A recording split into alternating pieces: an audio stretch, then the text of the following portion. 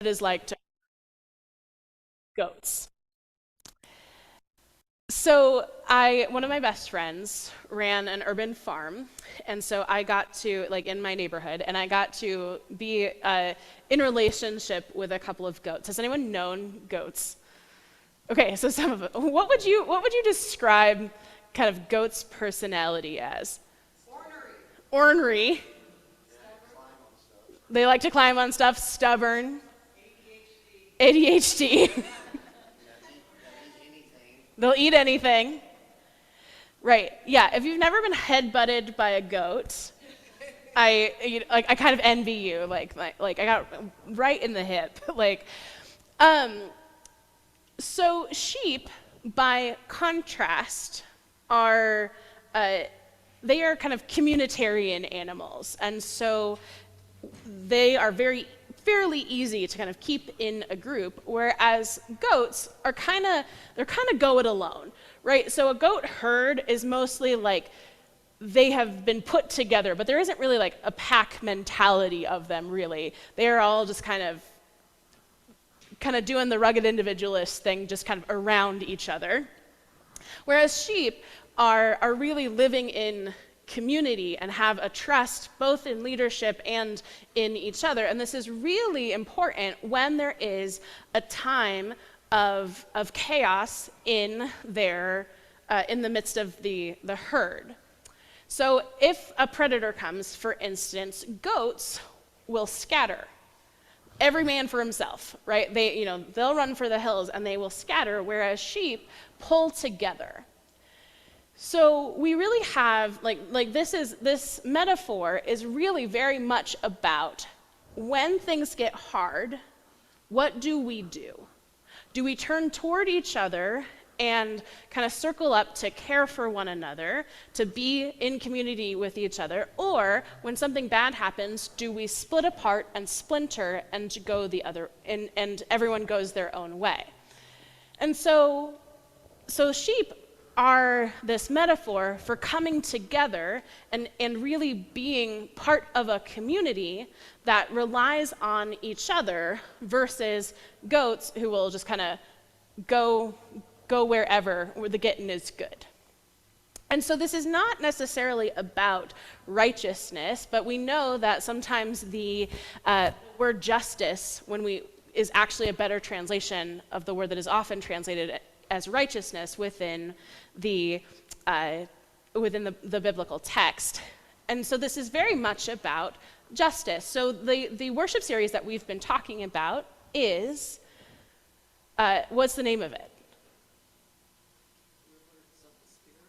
Entering the river, spiritual practices for times of chaos, right? And so when we're talking about being separated and we're talking about this being the roots of the kingdom of God, what we're actually talking about is sheep stick together, right? When things are hard, they stick together, and there is safety in numbers, and there is a sense that there's this collective nature to their identity that helps folks survive when something is chaotic, like a predator within their midst. Compared to goats, which are, kind of doing their own thing and scatter to the four winds when things are difficult. And I don't know if you know this, but things are kind of difficult right now. Right? A little bit, right? And especially, these really important things. So there's chaos in our own lives, right? Which is what the scripture is talking about, like in that individual experience of hunger or thirst or being imprisoned or being ill. Like, we have those chaotic moments within our own lives. But right now we're also facing a lot of chaos just around us. And there are kind of two different ways of working through these moments of chaos, right? Where there's this, I've got to close everything up, and I've got to, protect my own fortress, and I got to get mine. Goats actually have a pecking order where the biggest, meanest goat with the biggest horns will eat first, versus sheep who are better at sharing. And so this becomes a metaphor for how the kingdom of God is being made known in our midst. Are we sharing? Are we pulling together? Are we pooling our resources? Are we caring for those who are ill? Are we showing up for each other because we are better together? And that is the picture of the kingdom of God, where there is a collective nature to our identity, where those who are ill or sick or imprisoned have people who are coming alongside them, that there is no one outside the circle of our care, versus goats, which is kind of the American dream, the rugged individualism, all of the things that we're seeing really break down as far as its effectiveness right here in this moment. Right now, there is not one person who is not affected by the chaos here in our country. So we have a choice. What do we do? Do we close and bar our doors? Do we run for the hills and have our own, bunker of safety? Or do we circle around each other and create safety for and with one another? This is incredibly important when it comes to feeding people. Right, this church has been invested in feeding people at least once a month for, how long has it been? 6 years? Yeah, 5 years. Okay, so 5 years. We have consistently shown up for our neighbors without homes, really putting into practice that it is in that kind of relationship with our neighbors without homes that creates the kingdom of God, that we find each other, like when we choose to share the resources that we have. This is even more important in this moment where November EBT benefits may not be hitting people's accounts. Their food stamps, because of the government shutdown, are not going to be available starting in just a couple of weeks. Our necessity of when everything, the structures that are supposed to take care of us, are falling apart, we need each other now more than ever. And there is a way of moving through the world that says, I've got mine, and I'll headbutt anybody who gets in my way. But Jesus says that the kingdom of God, the world that we dream of, the world that God dreams of, is more present when we move through this life together, when we band together in times of chaos. And so today is a spiritual practice of praying with our hands. It is making food for those who are hungry. And there are those of us who will go outside the Springs Rescue Mission to go create those relationships, to go meet our neighbors, to help make sure that they know that there is no one outside the circle of care, that we are with them even in this time of chaos, that they matter when the system says that they don't. We refuse to abandon them, even though the government has, the city has, other places have. They still matter to us. Their concerns are at the center of what it is that we do. And so friends who are joining us on Zoom, I know that it's a little bit hard to sling peanut butter and jelly in the ways that folks who are here in the sanctuary will do, but there are sticky notes on the tables here, and what I would love it if you were able to do is if you would write in the chat some notes of encouragement or blessing that you would like to be written on a sticky note. We have sticky notes on every table, and there will be someone at the table who will write the words of encouragement that you are placing in the chat and place them as blessings on the sandwich baggies that will be going down to Springs Rescue Mission this afternoon. And so I wanted to invite Harima for just a moment to tell a little bit about the history of Spreading Smiles and Sandwiches and how it came to be. And then Linda Coonley, who has been our sandwich making maestra for several years, is going to help direct traffic for how we're going to go about this today.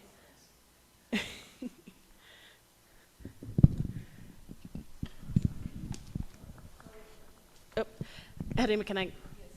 Yeah.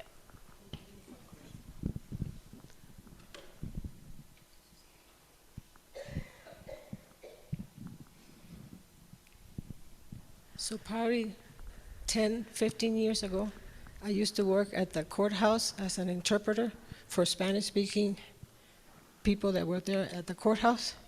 And I had to be there every morning from 8 to 10. So I became friends with the security guards. And I remember one day I was leaving, and he told me that something was happening at the rescue mission. So I went by, and it was the saddest thing I had ever seen in my life. There were all these elderly people walking out with shopping carts with all their possessions. And I remember this one lady had a puppy inside her coat. And this must have been in the winter because it was cold. So I saw this puppy. And what had happened was they had, many unhoused people had put together like an encampment on the grounds of the rescue mission. And there was some kind of a commotion. And the rescue mission people decided that it was better to just get rid of all of them instead of addressing whatever the problem was. So all these people were told that they had to leave, but they were not told where they were supposed to go. So these people, these elderly people, were walking out with this lost look on their faces. And I just thought, my gosh, that could be me in 10, 15 years. And I found out that at the library there was a group that was getting together to try to help the homeless folks. At that time that was called Blackbird Outreach, and I joined that group, and we would go out on the trails, and we would bring socks and water bottles and sandwiches.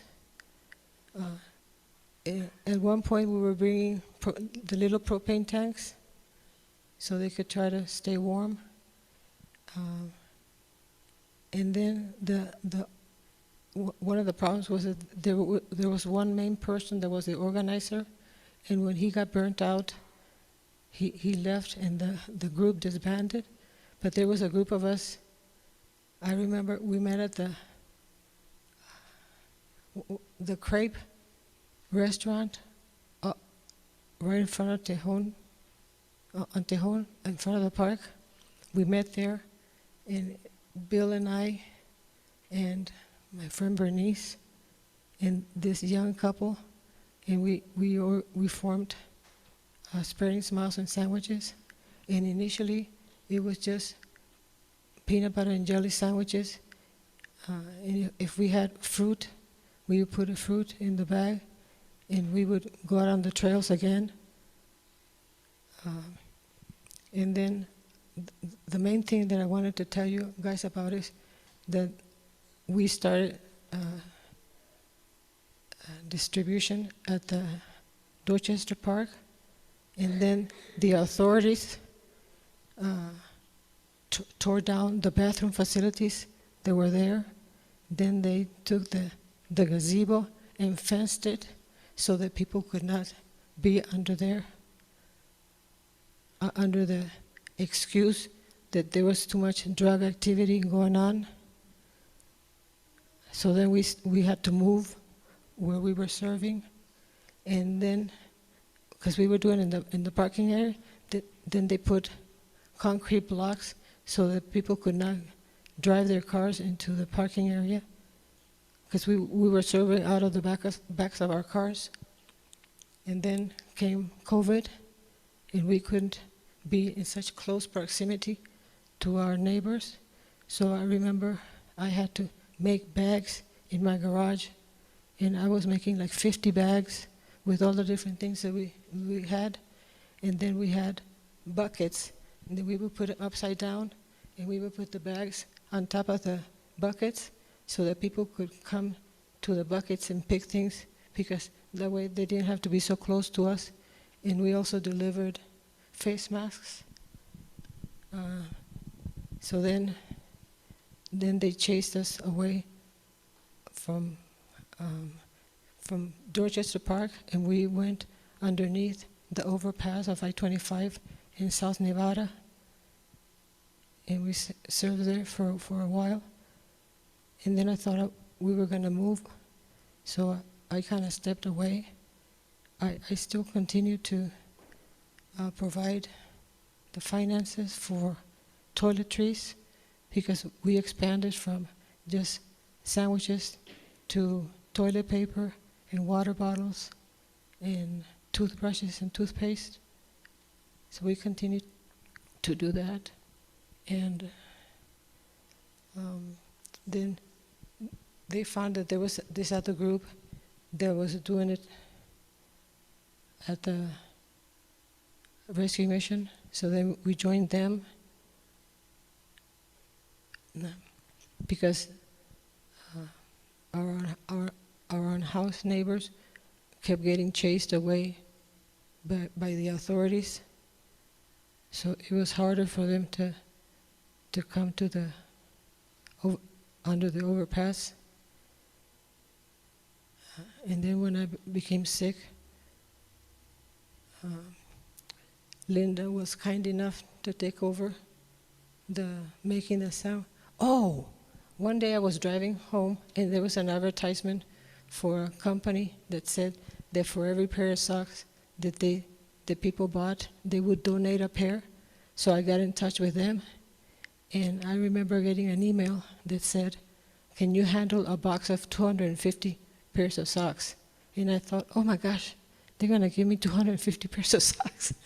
And no, they just wanted to know whether I could handle a box that big, because they were actually sending me 1,000 pairs of socks. And after that, they kept increasing the amount of socks that they would send, because we had more people that could use socks. And these are very, very high quality socks. So I would urge you, if you can, please buy Bombas socks.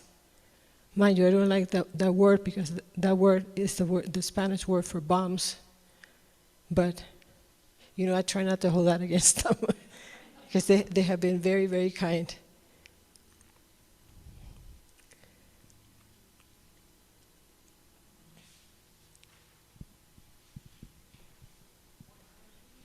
Bombas. Yes. Very, very good quality socks. Okay, generally the making of the sandwiches involves chaos, so, and that's when we just have 4 people.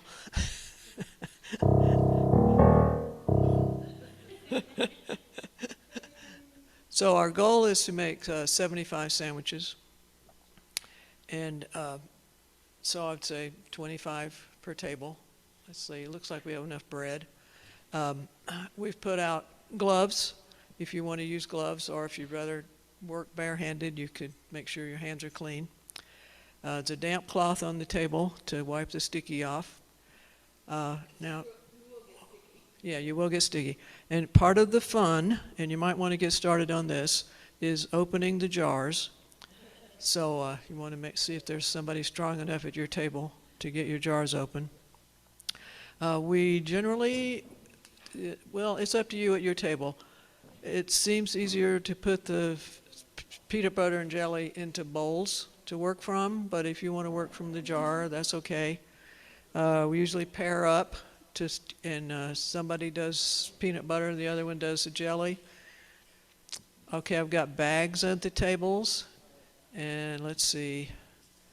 We need one more person at this table, and let's see. So I can try to bag all over the place. And now I'm not sure, are you going to do the writing? Or maybe you better do the writing. Then I'll try to collect and keep us from making too many sandwiches, but still shouldn't be hard at all to make enough sandwiches. So questions? Just go. We need music to go with this. The peanut butter and jelly song. Can you write one real quick?